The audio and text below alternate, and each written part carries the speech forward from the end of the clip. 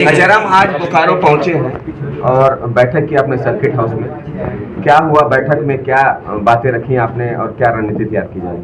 सबसे पहले आप तमाम लोकतंत्र के, भारत देश के लोकतंत्र के चौथे स्तंभ, तमाम मीडिया हाउस से जुड़े हुए सभी साथियों का यहाँ पर स्वागत करते हैं कि आप लोग अपना बेशकीमती समय देकर यहाँ आए हैं। आपका अभिनंदन करते हैं, आपका आभार करते हैं।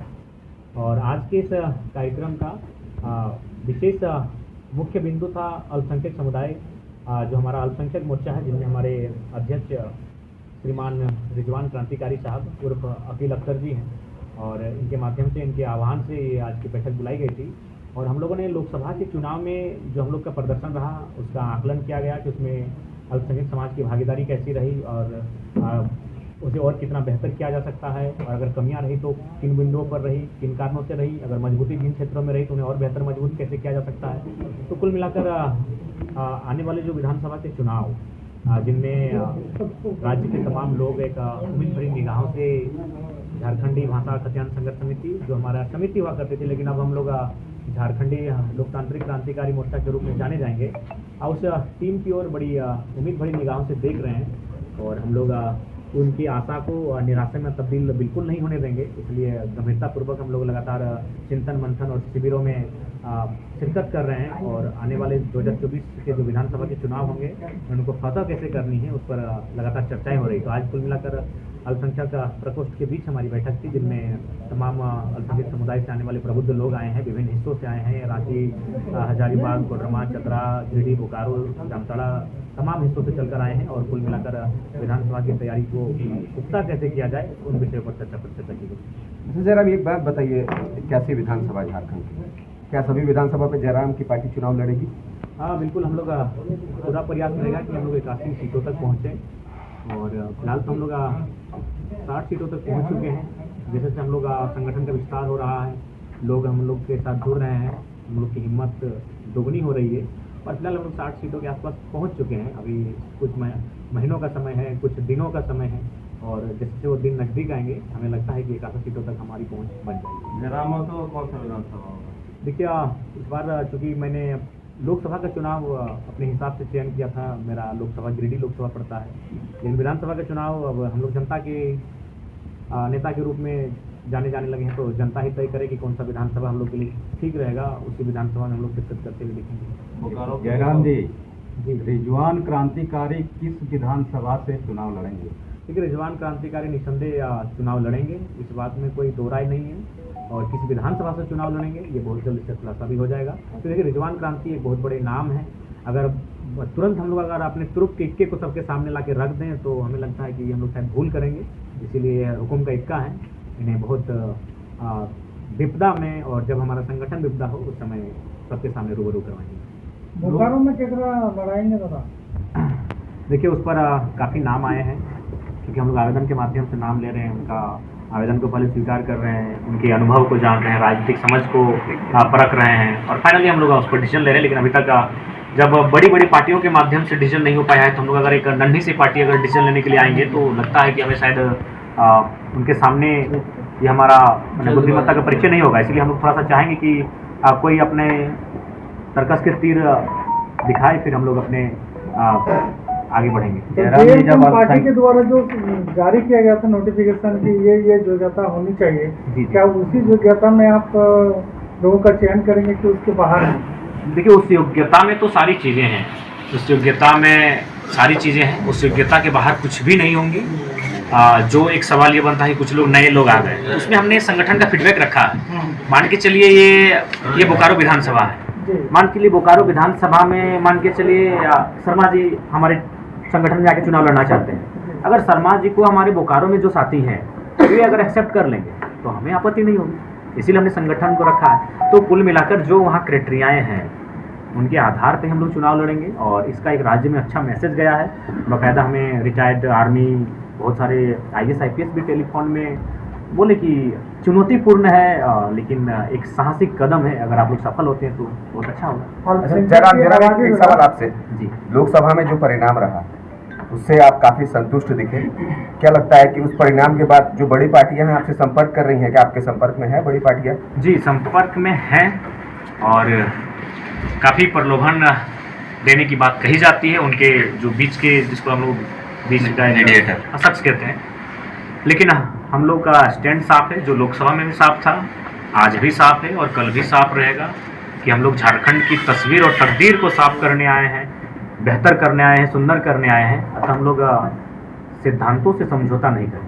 अल्पसंख्यक की जब बात होती है जयराम जी, जब अल्पसंख्यक की हम लोग बात करते हैं तो उसमें क्रिश्चियन भी आते हैं, सिख भी आते हैं, बौद्ध भी आते हैं, जैन भी आते हैं, तो क्या उनको भी समाज भी आता है, जोड़ने की बात चल रही है आपके अंदर, आपकी पार्टी के अंदर?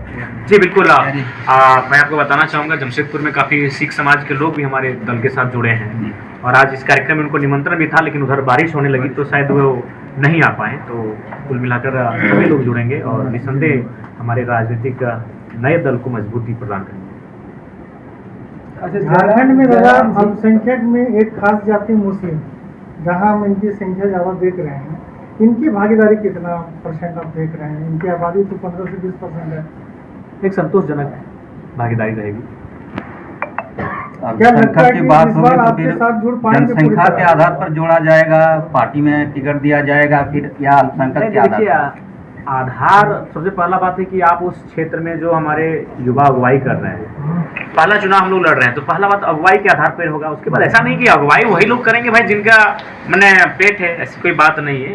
कहीं भी कोई किंतु परंतु और ऐसी विषय नहीं होगा जो मैंने रूट से हटकर होगा। सारी चीज़ों को सामंजस्य बैठाते हुए होगा, कहीं सिकवा गिला का स्थान नहीं होगा। मैंने अक्सर कहा जाता है कि जैसे जनसंख्या की अलग मैटर होता है और अल्पसंख्यक अलग मैटर होता है। जनसंख्या ठीक है, एक बात है कि प्रतिनिधित्व का अवसर सबको मिलना चाहिए, तो प्रतिनिधित्व का अवसर सबको मिलेगा, ऐसा नहीं है, सबको मिलेगा और हम लोग सबको प्रोत्साहन भी करेंगे प्रतिनिधित्व के लिए। लेकिन फिलहाल जो माहौल तैयार हुआ है, जिसमें जो 2 वर्षों से जो घटनाक्रम घटा है, जिसमें युवा सामने आकर नेतृत्व किए हैं, नो डाउट वे इस राज्य का नेतृत्व करने के लिए उनको तैयार किए हैं। अच्छा जयराम जी, संथाल को आप कैसे भेजिएगा? 28 सीट संथाल में है और बताया जा रहा है कि संथाल बिना भेजे सत्ता में कोई भी पार्टी नहीं आ सकता, तो आपके क्या है? देखिए, संथाल नहीं, उसको अनुसूचित जनजाति कहिए।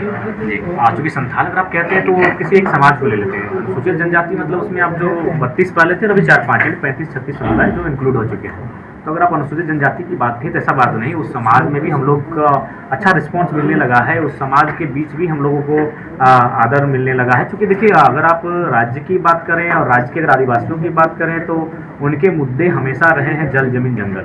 और अगर आज के दौर में अगर कोई नेता या फिर कोई राजनीतिक दल ऐसा हो, कोई संगठन ऐसा हो जो जल जमीन जंगल पर मुखर होकर बात करता है, तो नो डाउट हम लोग बात करते हैं। आज पारसनाथ का मुद्दा सामने आया था, सब मौन हो गए थे, कोई सामने आकर बात किया तो हम लोग बात किए थे। तो कुल मिलाकर उस समाज के जो प्रबुद्ध लोग हैं, कहीं ना कहीं वो हम लोग के विचारधारा से सहमत हैं और लगातार उनका आकर्षण, उनका झुकाव हम लोग की ओर बढ़ रहा है। तो कोई युवा ऐसे नेता जो आदिवासी में प्रखर हो, या जयराम महतो के साथ? जी हैं, कोल्हान में बहुत सारे हैं, आपके रांची साइड में बहुत सारे हैं और आपके संथाल परगना में भी हैं। तो निसंदेह जैसे समय बढ़ेगा वो सामने आएंगे। चुनाव सिर पर है जयराम जी, लेकिन जिला कमेटी की अभी अल्पसंख्यक विभाग में आपकी तैयारी नहीं हुई है, गठन नहीं हुई है, तो कैसे फतेह कीजिएगा आप? देखिए, आज का जो समय है थोड़ा सा काफ़ी फास्ट है और इस चीज़ को दुनिया ने भी एक्सेप्ट किया कि हम लोग गाड़ी में बैठते बैठते खाना ऑर्डर हो जाता है, खाना खा के टिफिन लेते हुए ऑफिस पहुंच जाते हैं। तो सारी दुनिया फास्ट हो चुकी है, तो हम लोग भी बहुत फास्ट हैं और ये बात आपका सत्य है। लेकिन उस बात को हम लोग 15 दिन के बाद ही आपको जिला कमेटी बाकायदा आपके चैनल के माध्यम से हम लोग जारी करेंगे कि हमारी जिला की कमेटी है। अच्छा जयराम, एक सवाल आपसे हम करना चाहेंगे। अभी जो मामला जिस तरीके से बोकारो में गर्म है, एक शख्स की हत्या हुई है, उसके बाद सांसद, एसपी और डीसी के बीच में जो विवाद चल रहा है, आपने भी मीडिया के माध्यम से देखा होगा। तो जिस तरीके से धनबाद के सांसद ने एसपी से फ़ोन पे बात किया और जिस तरीके का भाषा का प्रयोग किया, फिर एसपी डीसी से भी उनसे डीसा की बैठक में जो है काफ़ी तीखी नोकझोंक हुई, इसको लेकर आप किस रूप में देखते हैं? देखिए, हमें लगता है सबसे पहली बात, हमने कभी देखा नहीं, उसमें हम भी सम्मिलित हुए थे। उन्हें संसद जी के जाने के बाद फिर हमारा भी आगमन हुआ था, हम भी आए हुए थे और बाकायदा हमने भी माननीय एसपी महोदय से टेलीफोनिक बात की, माननीय डीएसपी महोदय से हमने टेलीफोनिक बात की, बाकायदा प्रशासन की जो टीम थी उनसे भी हमारी वार्ता हुई। देखिए, जब ऐसे विषय आते हैं उस समय हमें लगता है कि जनप्रतिनिधि और प्रशासन, पुलिस और मीडिया और पब्लिक सबको मिलकर काम करना चाहिए। और हमें लगता है उस समय दोषारोपण का समय नहीं होता है, दोषारोपण हम लोग बाद में भी कर लेंगे, क्योंकि उस समय कोई किसी घर में चित्कार मचा है कोई चिल्ला रहा है, कोई बिलक रहा है, तो ऐसी परिस्थिति में उस समय हमें समस्या का समाधान करना चाहिए। और समस्याओं का समाधान तभी होगा जब सभी विभाग, सभी लोग एक सोच के साथ उस समय चलेंगे। लेकिन जिस तरीके से सांसद ने जो भाषा का प्रयोग किया, क्या आप सही मानते हैं उसको? एसपी थोड़ा सा हमें शब्दों का चयन थोड़ा बेहतर करना चाहिए। एक चीज बताइए कि सरकार बनाने में अगर जयराम महतो का समर्थन करना होगा तो जाएंगे किसी पार्टी के साथ? देखिए, हमने शुरू से कहा कि हम लोग सरकार बनाने में क्यों जाएंगे, जब हम लोग लगातार लोगों से ये आह्वान कर रहे हैं कि आप हमें इतनी सीटें दें जिससे हम लोग सरकार बनाएं और नीतियों को लागू करें, अपनी जब कलम चलाएं तो कोई रोक टोक ना हो, एक बेहतरीन तरीके से आप हम लोग इस राज्य को चला सके, तो सवाल ही नहीं बनता है। दादा, दूसरे प्रदेश से जो लोग यहाँ रचे बसे हैं उनके बीच में चर्चा होती है, आपके नाम से उन लोगों को डर लगता है। नहीं, ये गलत बात है।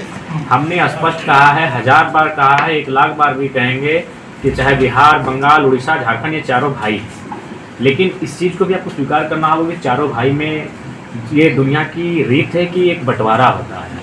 तो मान के चलिए चारों का बंटवारा हो चुका है। अब जो हमारे बड़े भाई हैं, अगर वो आते हैं झारखंड, बिहार, बंगाल, उड़ीसा के लोग, स्वीकार है, उनका पाँव धोकर स्वीकार बने, हम लोग स्वागत करेंगे, बड़े भाई हैं। लेकिन मेहमान नवाजी के तौर, दखल अंदाजी के तौर पर बात को समझिए। अच्छा जयराम जी, क्या ये लोकसभा में संभव लग रहा है? क्यों नहीं? जब हमारे, अच्छा एक बात बताइए, क्या उड़ीसा में आप रिजवान जी को रखेंगे सरकारी नौकरी में? क्या आपको पश्चिम बंगाल में टीचर बनाया जाएगा? बात फिर हम पे थोपा क्यों जाता है? नहीं, ये वही लोग डिसाइड करें जो लोग। डेडलाइन आप खींच ही रहे हैं बाहरी भीतरी का। नहीं, ये बाहरी भीतर की डेडलाइन नहीं है, ये संवैधानिक अधिकार की बात थी। जब उन राज्यों को सेपरेट किया जाता है, जब महाराष्ट्र और गुजरात को बॉम्बे का विभाजन करके महाराष्ट्र और गुजरात को सेपरेट किया जा सकता है, तो जब हम लोग झारखंड और बिहार का विभाजन हो चुका है, बंगाल से हमारा विभाजन हो चुका है, तो हम लोग सेपरेशन मांग कर रहे हैं। बाकी कोई यहाँ व्यापार करे, कमाए, खाए, रहे, वहाँ किसी की आपत्ति नहीं है। लेकिन अब बताइए, इस राज्य में अगर हम लोग यहाँ भी चपरासी नहीं बनेंगे, यहाँ भी टीचर नहीं बनेंगे, यहाँ भी दरोगा हवलदार नहीं बनेंगे, तो क्या करेंगे? अच्छा जयराम जी, विस्थापन का समस्या है, गंभीर समस्या है झारखंड में, चाहे CCL, BCCL,